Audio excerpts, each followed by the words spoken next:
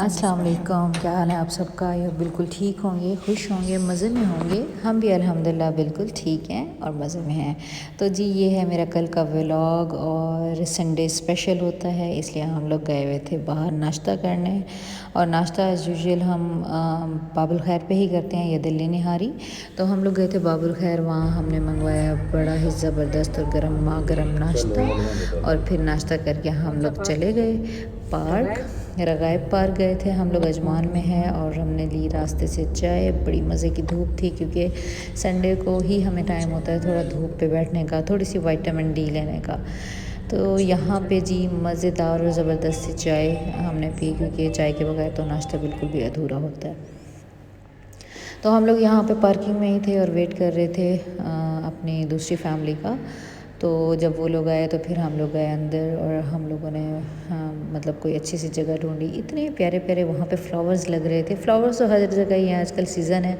और ये जो पौधों की और फूलों की कटिंग हुई थी ना, मुझे ये बड़ी अच्छी लगी। देखिए ये भी एक आर्ट होता है ना, तो बहुत अच्छा सा महसूस हो रहा था। और ज़्यादातर हम लोग यहीं अलहमरिया पार्क या रगाइब पार्क ही आते हैं। वॉक करनी हो तो रगाइब पार्क आते हैं। और यहाँ पे हम एरिया कोई ढूंढ रहे थे कि ऐसी जगह बैठें जहाँ पे झूले वगैरह भी हों, और अरसल इजीली जो है ना झूले भी झूल ले।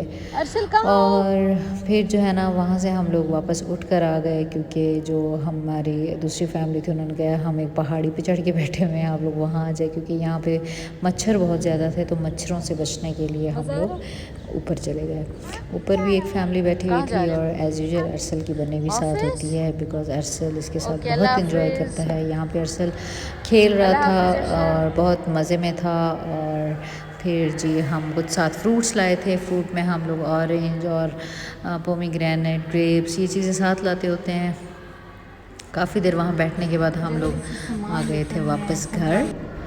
और फिर मुझे कुछ ग्रॉसरी करनी थी, मैं ग्रॉसरी करके आई थी। और जैसे कुछ सब्जियां फ्रूट्स लेनी थी, उनको बस मैं अरेंज कर रही थी। और जिंजर गार्लिक का पेस्ट भी मैंने बनाना था, वो नहीं बना सकी, बस मैंने कहा फिर बना लूँगी कल को। और ये सारी चीज़ें जो है ना मैं ऑर्गेनाइज़ करके और समेट के रख रही थी। तो साथ साथ मैं खाना भी बना रही थी, और मटन वगैरह और मिन्स बीफ ये भी लेकर आए थे। उसके मैंने ऑलरेडी पैकेट्स बना के रख लिए थे साथ साथ। तो उन्हीं में से ही मैंने लिया एक मटन का पैकेट। साथ में मैं उसमें डालूँगी टमाटर, प्याज और अदरक, लहसुन और बाकी जो सारे मसाले जात होते हैं, वो सारी चीज़ें डाल के ना मैं इनको प्रेशर कर दूँगी तकरीबन 15 से 20 मिनट के लिए। तो इतनी देर में मैं अपने और काम भी समेट लूँगी। तो प्रेशर कुकर मुझे इसलिए भी अच्छा लगता है, क्योंकि इसमें ना खाना बनाना इजी हो जाता है। एक तो इजी हो जाता है, दूसरा टाइम बहुत सेव होता है। लाइक अगर आपने प्रेशर पे लगा दिया है तो उधर से खाना भी बन जाएगा, और यहाँ से आपके और काम भी हो जाते हैं। तो जी इतनी देर में किचन भी मैंने समेट लिया था। और ये मैं कुछ न्यू लंच बॉक्स लाई थी, और मैं बना रही थी खाने में बंद गोभी और गोश्त। तो किचन वगैरह का जो काउंटर टॉप है वो मैंने साफ़ कर लिया था, और मैंने बंद गोभी काट के उसको अच्छी तरह से वॉश कर लिया था। इतनी देर में मटन भी गल चुका था, और इसको मैंने किया है फिर प्रेशर आउट।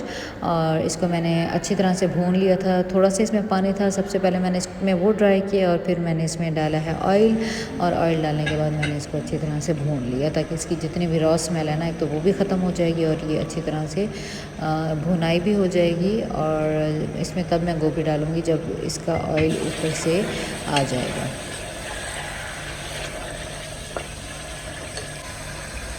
तो यहाँ पे अच्छी से इसकी भुनाई हो गई थी, और ऑयल भी ऊपर आ गया था, सारे मसाले अच्छे से हो गए थे, अच्छा सा कलर आ गया था। तो इसमें मैंने डाल दिए बंद गोभी। और बंद गोभी में अब इस पॉइंट पे मैं कोई भी इसमें पानी वगैरह नहीं डालूँगी, क्योंकि सब्जियों में एक अपना भी जो है ना इसका पानी होता है। जब हम इसको दम पे लगाते हैं ना, तो अपने ही पानी में ये पक जाते हैं। तो यहाँ पे कुकर जो है ना वो फुल हो गया था, लेकिन जब ये पकती है तो ये बहुत थोड़ी सी हो जाती है। तो बस इसको मैंने अच्छी तरह से किया है मिक्स, और फिर मैंने इसको दम पे लगा दिया।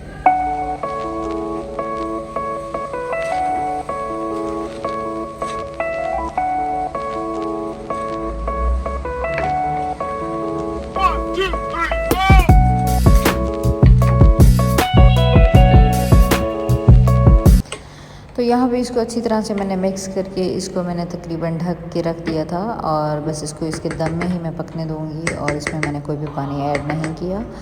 तो वो तकरीबन ये 15 मिनट और 20 मिनट में ही खाना रेडी हो गया था गोभी डालने के बाद। तो इस पॉइंट पे बस इसमें थोड़ा थोड़ा पानी था, इसको मैंने भुनाई से अच्छी तरह से ड्राई कर लिया था। साथ में मैंने डाल रही थी इसमें ग्रीन चिलीज़ मुझे हर सालन में बहुत अच्छी लगती हैं क्योंकि इसका बहुत ही अच्छा सा फ्लेवर होता है। और वैसे भी हम बच्चों के लिए जो है ना कम स्पाइस रखते हैं, तो अगर बड़ों को ज़्यादा स्पाइस है तो वो फिर ग्रीन चिलीज़ के साथ एंजॉय कर सकते हैं। तो इस तरह बच्चे भी राज़ी हो जाते हैं और बड़े भी, उनको भी स्पाइसेस मिल जाती हैं।